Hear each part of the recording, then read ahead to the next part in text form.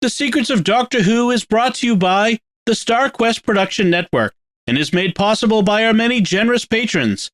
If you'd like to support the podcast, please visit sqpn.com/give.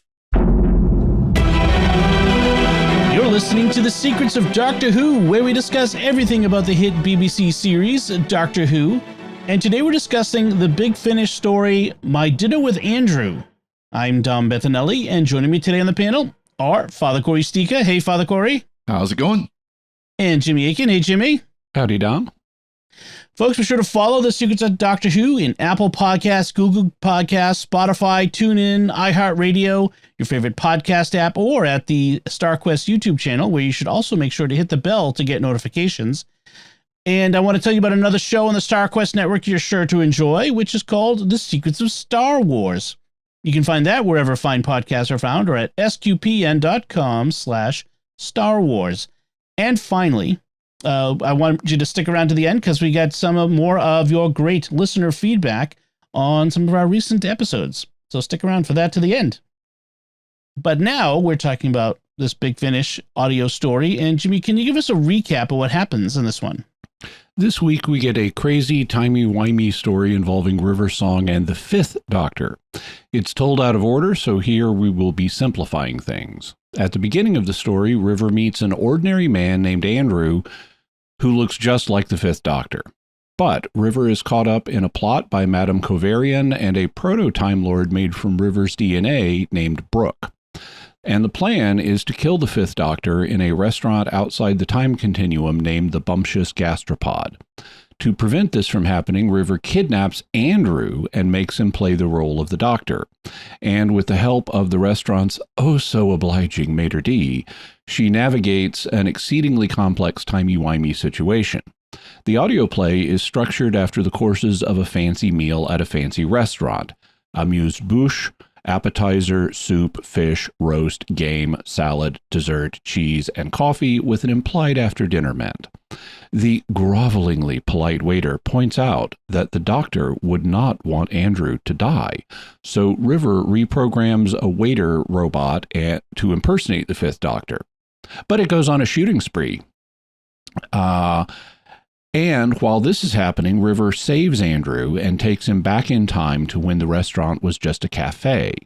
And it turns out that Andrew has an unlimited credit slip from the Doctor's clothing. But while River is back in time, the Fifth Doctor wakes up and Brooke, the Proto-Time Lord, shoots him, apparently to death. River arrives, but before she can deal with Covarian and Brooke, a famous assassin intervenes and shoots River dead. Covarian and Brooke then leave, but the maitre d' reveals that the famous assassin was another robot waiter, and he only shot River with a stasis gun. When the stasis wears off, he introduces her to the owner of the Bumptious Gastropod, who happens to be Andrew, who bought the restaurant with the unlimited credit slip while he was back in time. River and Andrew finally have a meal together, after which River sets off to discover if there is a way to save the Fifth Doctor from death and to take vengeance on Covarian and Brooke. Once she's gone, the cafe's maitre d' offers Andrew an after-dinner ment. The end. This was a very timey-wimey episode. So, go ahead. Yeah, I was going to say, one thing we might want to explain is what a bumptious gastropod is. Bumptious means superior to an irritating degree, so someone who's really highfalutin and too big for their britches. And a gastropod, it's from Greek roots, it means stomach foot, and it includes slugs and certain kind of mollusks and snails. And I've seen imagery for the bumptious gastropod that has like a superior-looking snail on it. Yeah, I assume given the French sounding maitre d', it's probably snails, which is escargot. Yeah. That's good. So overall impressions of this story, Father Cory? It was fun. It was, as Jimmy points out, it wound all the way through time and stuff. And I think one point there's 3 rivers there. I mean, it was a lot of fun. It was fun to listen to. The maitre d' was just, he could push the story along. He really kind of, he's like, well, I'll do whatever you want, but you really should think about this, and well, what about this, and we've got a place for that, and we're prepared. And no, it was a lot of fun, and it was fun, of course, Peter Davison playing both the Fifth Doctor and Andrew, and changing up his accent and everything, but it was, you could tell it was still the same voice, and everything kind of really added to the fun as well. Yeah, and of course Alex Kingston playing River Song, which is nice. Yeah, that was good. And the same actress who does Madame Kovarian in the TV show, showed up again. So a nice casting they got in this one. Jimmy, your thoughts? So I was the one who suggested we do this one. This is one of my favorites of the Diary of River Song. It's not, there are others that are favorites in the series too, for me, like the Bechdel test, which we've already done, which is the Missy River adventure. But overall, I may like the third. So this is the third play of the third series, The Diary of River Song. And I think overall the third series may be my favorite because it's not just River having random adventures, even connected random adventures like most of them. Instead, it deals with her origins with Madame Kovarian, and it has a focus on the Fifth Doctor. He appears in 3 of the 4 plays. And I like seeing her with Peter Davison's Doctor. I think the breakout characters that really sell it are Peter Davison as the Fifth Doctor, but not just as the Fifth Doctor. He also plays this man, Andrew Edwardson, who has a kind of lower class accent than the Doctor does. And Peter Davison plays a third role in that he plays the robot waiter playing the Doctor. And the first time I heard the robot waiter, it was amazing. I was not expecting it really, and it kind of comes out of nowhere. I did a clip or a set of clips that I wanted to share with the audience so you can hear what it sounds like. So River is trying to create a distraction to be able to save Andrew because Kovarian and Brooke have now got Andrew in their clutches. They're escorting him out of the restaurant. They're going to kill him. And then this happens. Where are you taking me? You don't want to know. What the? But him? Look, that's impossible. Okay, now I really am going nuts. Hello, everyone. I'm the Doctor, and you're dead. Die, scum! Get down! Way ahead of me, behind the table! All must face the wrath of the Doctor. All must die who threaten the Doctor. Oh, yes. I'm not entirely sure I've captured his personality. Madame. I think that robo-waiter must have read my description in precisely the wrong way. It's not killing anyone, at least. I only included Brooke and Kovarian as viable targets. Oh, thank heavens. It is merely destroying the restaurant. Madame, what do you intend to do about this? If it continues much longer, I may have to charge you for at least some of the damage. Die, pitiful creatures. What should we do? Kill him, obviously! All must fall to the might of the Doctor. I am coming for you. Die, traitor scum. You first! I cannot. No!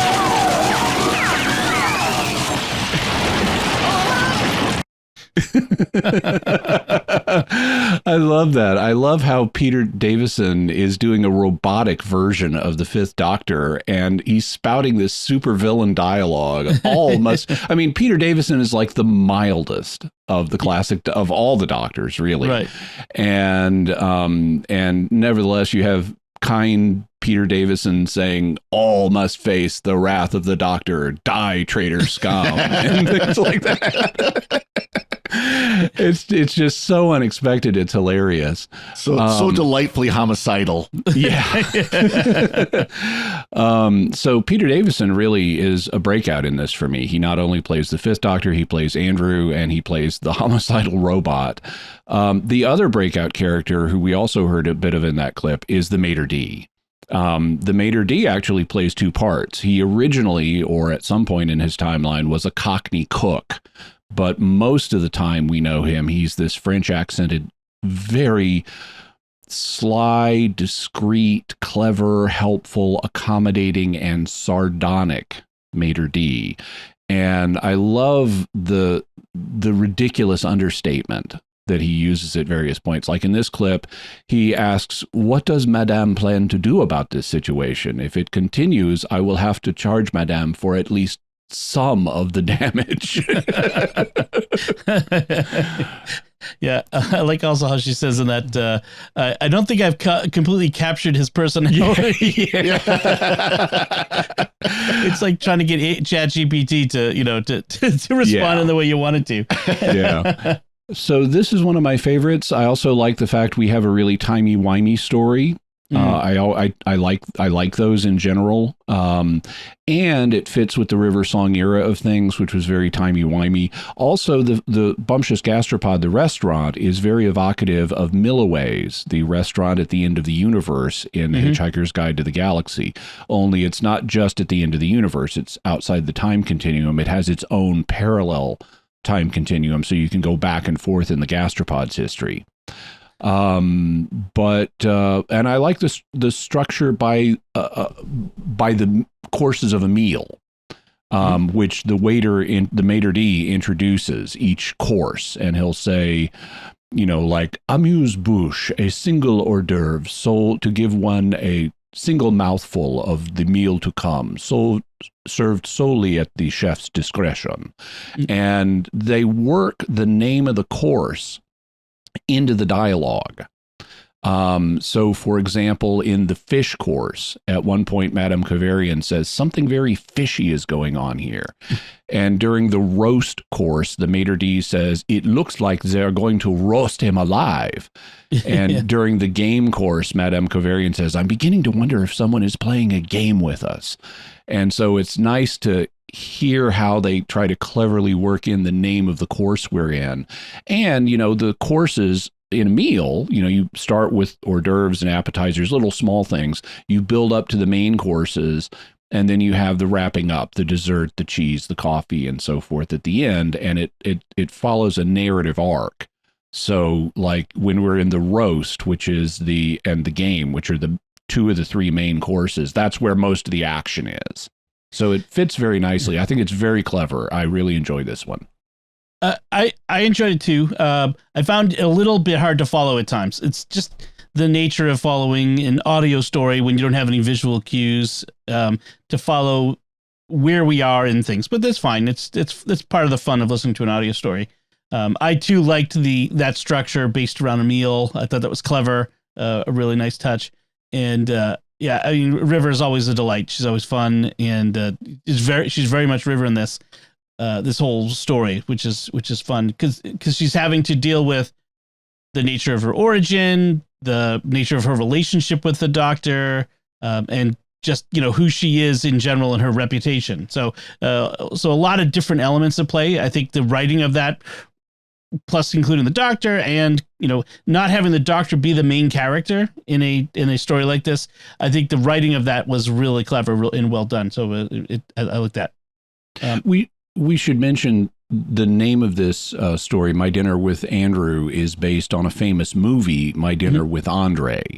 Unfortunately, I have yet to see My Dinner with Andre. I mean to, but I haven't yet, so I don't know how much similarity there is to that, although I'm pretty sure there aren't homicidal robots in My Dinner with Andre.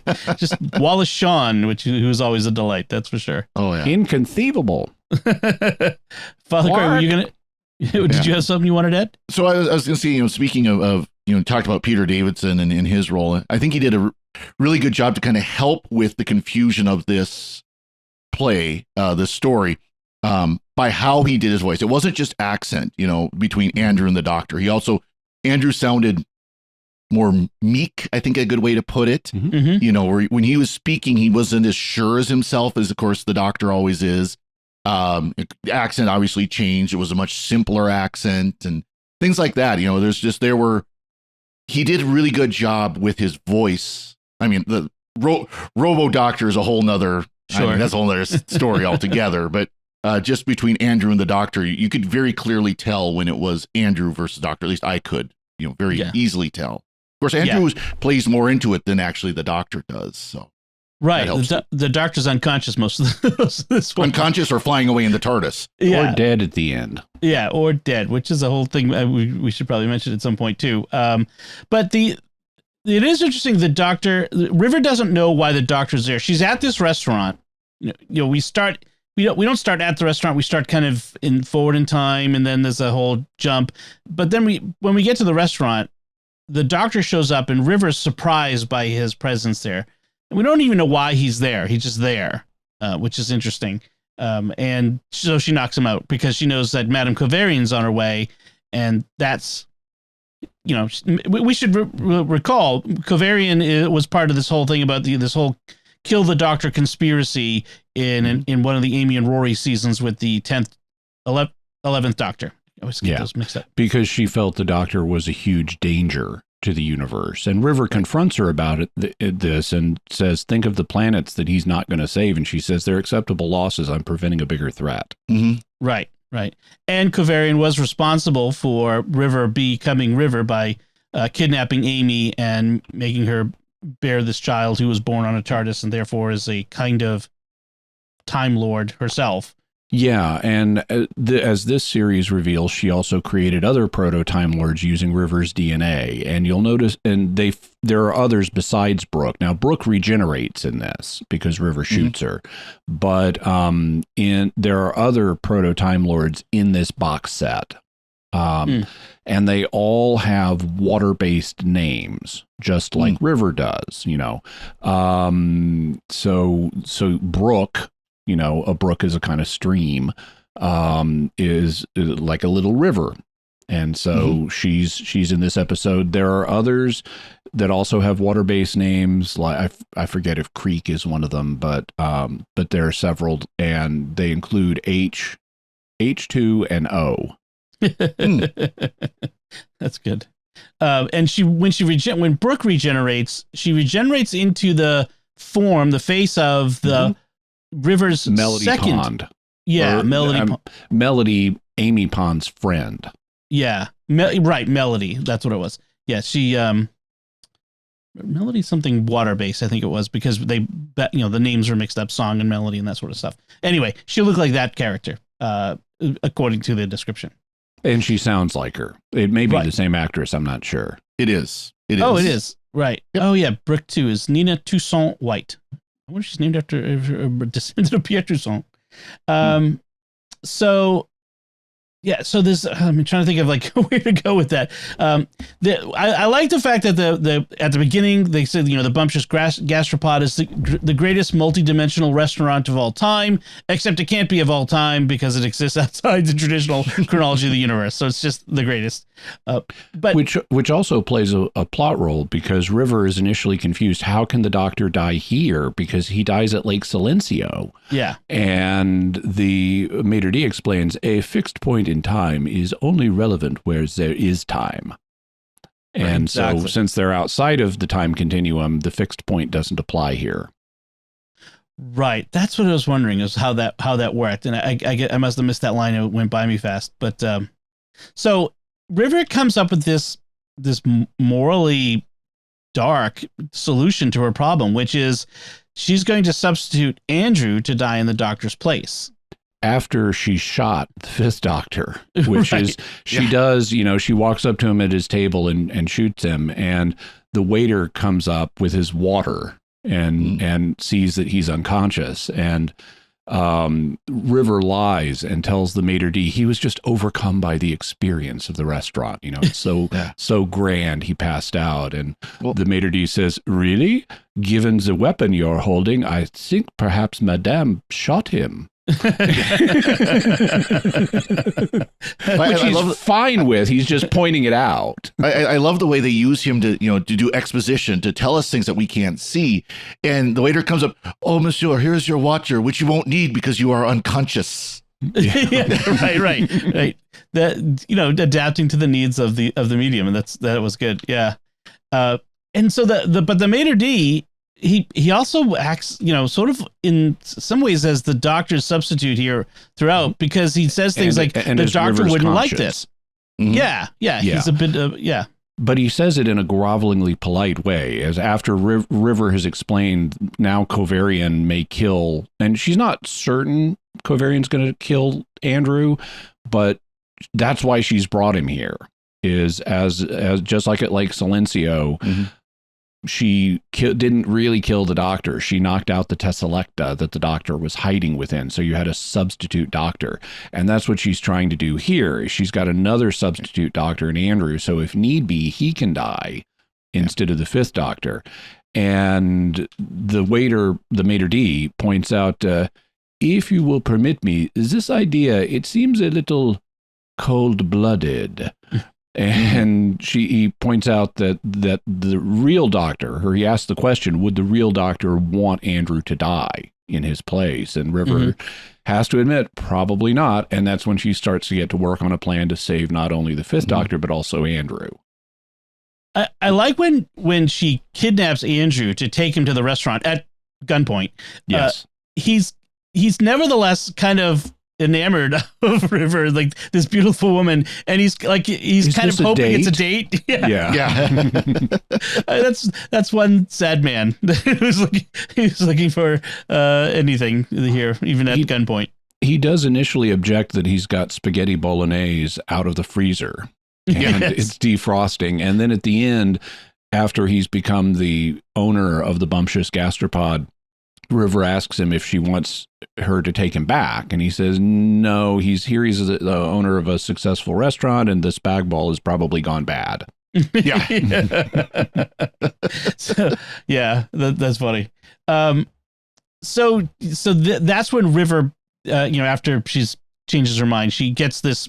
The waiters are all robots, and they're all able to change their appearance to look like the clientele. That's one of the things that we found out early. And so she uses that camouflage ability to make one look and act like, look and sound like the doctor. Doesn't act much like the doctor, but to look and sound like it. And she arms it, and it starts attacking. And Brooke, this proto-Time Lord assassin, complains the doctor doesn't use weapons, which is, as we know, is demonstrably false. Especially the fifth doctor, he used a laser blaster directly to a Cyberman's chest. Yep. Yeah. So the doctor does occasionally use weapons. Doesn't usually go on rampages like this. Did we not do a story, a River Fifth Doctor story where they were in a restaurant before? I have this recollection. Yeah, there was did one. 10th Doctor story with River. Well, but there's the one where the fifth doctor shows up. Right. Briefly. Oh, yeah, that's the second of the 4 plays in this set. Okay. And that's why they in this series, it's the fifth doctor keeps showing up in River's throughout River's timeline, and that's part of it. Okay. The one I was thinking of is Expiry Dating, which is from a River Song 10th Doctor set, and it's not exactly in a restaurant, but it's like the two of them corresponding through psychic paper and stuff as they go on adventures. That's the one we're thinking of, because the fifth doctor at one point shows up and is like a lost puppy for River. Right. He's incredibly in love with River. I forget how they explain that. I think she gave him some kind of love potion in that episode. Here, there's a moment where she kisses him because she's got the psychic lipstick that makes whoever she kisses forget. And so she ends up kissing both the fifth doctor and Brooke to make them forget what's been going on. Right. I think in that other one, it was the hallucinogenic one with the love potion in it, the lipstick. Yeah. Because we saw that on TV. We saw that her use that on a guard in the prison. So River goes all the way back to the restaurant's beginning, where it was, instead of the greatest restaurant of the all dimensions, the multi-dimensional restaurant, it was basically it's like a hash slinging cafe. What as we say, with it's very working class sort of place. With greasy spoon. Yeah. And it's a very greasy spoon because the chef, the Cockney chef who will become the maitre d', says to Andrew, "What do you want?" And Andrew's looking at the menu and says, "Well, I can't really have anything fried because of my difficulties." And the chef is like, "Sorry, everything we've got is fried unless you want a green salad." And Andrew says, "Oh, well, a green salad then." And he asks for payment, and that's when Andrew goes fishing through the doctor's pockets and finds an unlimited credit slip from the New Century Bank and is able to buy the whole place. And that's presumably that's how the doctor just lives off of his unlimited credit chip in all series. Well, we've seen times too where he's had to actually fish for like cash, and he pulls out I think it was the Fifth Doctor where he pulls out like a handful of just generic coins and or sci-fi coins and stuff like that. Yeah. That's in the Arc of Infinity. But we've also seen the Doctor get infinite credit for people before. In the Ninth Doctor's time, when the Ninth Doctor takes Rose and Adam to the future, he gives Adam he hijacks an ATM machine with the sonic screwdriver and gives Adam an unlimited credit, which Andrew then uses to buy a data port for his head. Right. Oh, I remember that one. That was not a great episode. No. Yeah. So, but in the end, as this story ends, the Doctor is, we know he's not really dead, but everyone in the story thinks he's dead. And that kind of leaves us on a cliffhanger, which presumably gets resolved in the fourth story. The fourth story of the series. Okay. So anything else we want to say about the My Dinner with Andrew, Father Cory?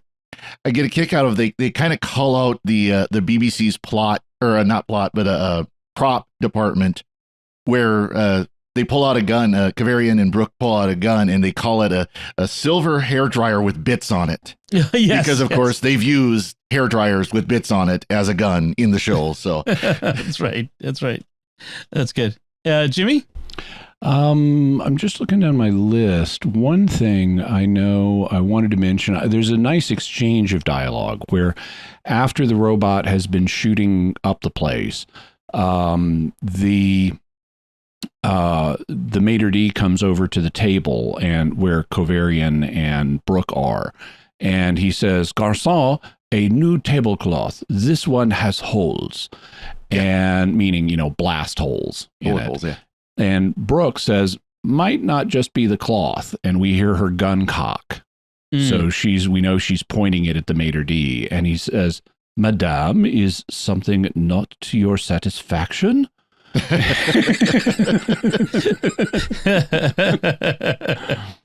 that is like a classic stereotype or trope of the understated, nonplussed, always sort of groveling French maitre d' who who's always.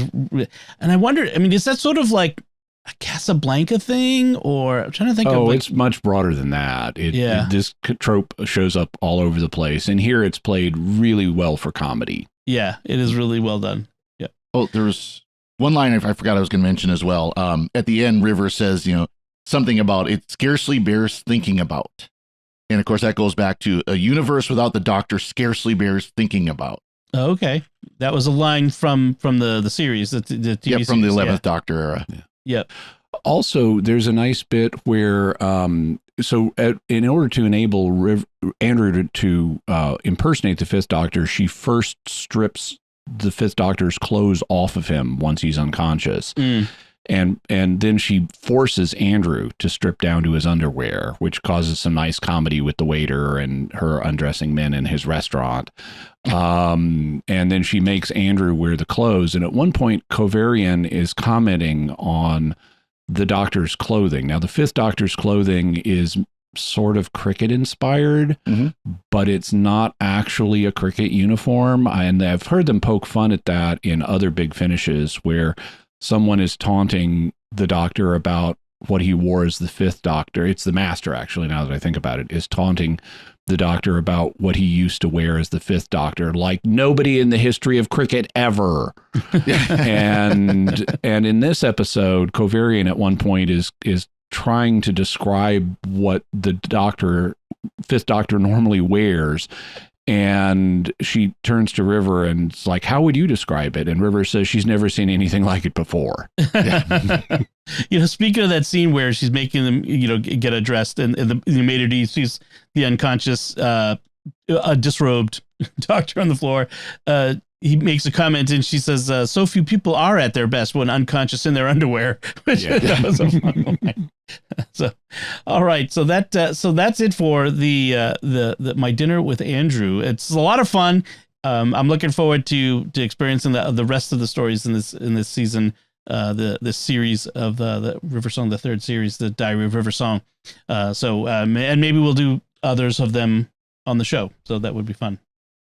So let's move on to our feedback that I promised. This is feedback coming in from our episode on 332, The Woman Who Lived, the 12th Doctor story. First one comes from Jennifer, who sends in an email. Not sure if this was just my imagination, but it seemed as though there was a fairy tale theme going on with these two episodes, plus the finale. I mean that in The Woman Who Died, it was a Snow White theme. And in this episode, it's a Beauty and the Beast theme, except that the Beast turns out to be the villain. And then there's Clara's dinner girl outfit, I presume in the finale, which looks similar to Belle's dress in the original animated Disney film of Beauty and the Beast. What do you guys think? Well, it wouldn't surprise me if those two stories directly inspired Stephen Moffat. I've often compared Stephen Moffat's era of Doctor Who to science fairy tale. It's not just science fantasy, which is any soft science fiction is science, like Star Wars is science fantasy. But Stephen Moffat Doctor Who is science fairy tale very frequently. And so I wouldn't be surprised, but I'm afraid I'm one of the few people who has not yet seen the animated Beauty and the Beast. I have seen clips from it, and my memory is, Belle's dress is kind of similar to what Clara's wearing, but it's not clear enough. I'd have to check to see if it looks like a direct inspiration for the dress. Yeah. Well, that seems reasonable to me as well, but I'm with Jimmy. I haven't seen the animated Beauty and the Beast. Wow. Either. I've seen never other sat Beauty. down and watched it. Yeah, I've seen other Beauty and the Beasts. So I would say I was trying to think of like the woman who died or the girl who died, which was with the actual title. How it would be Snow White. I mean, she's dead and then comes back, and the Doctor's like the prince who wakes her. Yeah, I guess so. And the not bumptious, the oafish Viking villagers are like the dwarves, I guess. I suppose that's possible. If Missy was there, that would she could be the Wicked Witch, the wicked stepmother. So anyway, thank you, Jennifer. Our next feedback comes from Mark Gillies, 1970, via YouTube, who writes, Jimmy is the Doctor, Dom is his companion, and Father is the Brig. Okay. I don't know. I think Dom obviously needs to be the Doctor because he is the host, and Jimmy's the Doctor-like companion. The Doctor, yes. But I'll take the Brig. I'll take Brigadier. Father, you could do 5 rosaries rapid, right? Sure. Or 5 rounds rapid, either or. There you go. And then John Coe via YouTube writes, I stumbled upon New Who while I was studying for a master's degree in psychology. Around the time I watched this 2-parter, my professor gave a lecture on the significance of death. In a nutshell, since death imposes an ultimate finality on human life, it impels us to imbue our life with meaning and purpose. I found Ashildr/me to be an apt illustration of my professor's point, since in her immortality, she became so bored and listless. This is a theme that gets explored in science fiction periodically where you have very long-lived characters. Right now they're exploring it in Strange New World with the Pelia character, who explicitly talks about, she says, you know what the worst thing is about having an almost forever lifespan, and someone says what they say on Doctor Who, it's seeing everyone you love die, and like, no. Especially because members of your own species have the same length lifespan. So that's not the case. She says it's the boredom. Yeah. And there are other ones. In Larry Niven's known space, they have a drug called Booster Spice that radically extends the human lifespan. So people are now living hundreds of years. And Niven makes the point that some people go crazy after all that time and start undertaking reckless behavior and end up killing themselves. Or, not intentional suicide. I mean, some may intentional suicide, but unintentional suicide, they just become more and more reckless because they're so bored, they start taking greater and greater risks. Whether that's really the case, we don't know. It's just a guess. People may adjust to longer lives just fine. And, or there may be problems, but boredom may not be one of them, or it may not be one for everyone. And we are, of course, talking about life in an unglorified form here on ordinary Earth with our ordinary human abilities, except for a longer lifespan. But we don't know because we don't have people living that long. You look at a lot of people who have lived extremely long, people who are 120 years old, and they don't talk about being bored, in my experience. They talk about how grateful they are and how they've lived this long and things like that. Yeah, it's because the Doctor and the other Time Lords don't apparently get bored, and and listless. I mean, this was actually explored in Star Trek with the Q, right? I mean, this was an episode of Voyager where the Q Continuum, they were also bored by their eternal existence that they kind of just became listless and apathetic. I was going to say the Doctor's not a good example of this because he did get bored and listless and stole a TARDIS and traveled. Well, he said as recently the 11th Doctor has said it wasn't boredom, it was something else that caused him to flee. But who knows? Because the Doctor lies. Yeah, they've thrown many different explanations out there. That's true. And this Captain Jack, he got thrown out, and the Captain Jack, the face of Bo. I would be interested to explore more of the face of Bo and what he's like. How Jack goes from Jack to Bo over the course of billions of years or whatever it is. I think the less we see Jack, the better, but that's just my opinion. Well, maybe more Bo than Jack. Another thing that has a bearing on this, I think a lot of the reason that some old people look forward to their passing is because of the difficulties that accompany old age. Because there is additional suffering. You can't do as many things as you used to. You have lower energy, things like that. And aside from things like arthritis that can also happen. But if you had normal young adult health and vigor and enthusiasm indefinitely, I don't know that you get bored. You just find some new hobby, some new channel for your energy. Yeah. I mean, and plus this idea that the episode advanced of your brain can only hold so much information. There's a couple of assumptions there. The first one is you would run out of space after only a few centuries, and I don't think that's true. We also prune our memories. We keep the most important ones, and we lose that's a normal part of human life. We all do that. And then there's the assumption that your mind is confined to your brain. And we've got some evidence it ain't.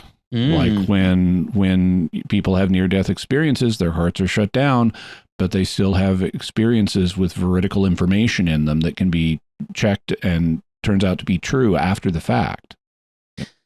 Yep, you are not your physical stuff alone is the answer to that. All right. Well, thank you everyone for your feedback. We really do appreciate everyone who sends in feedback, and we love to get it.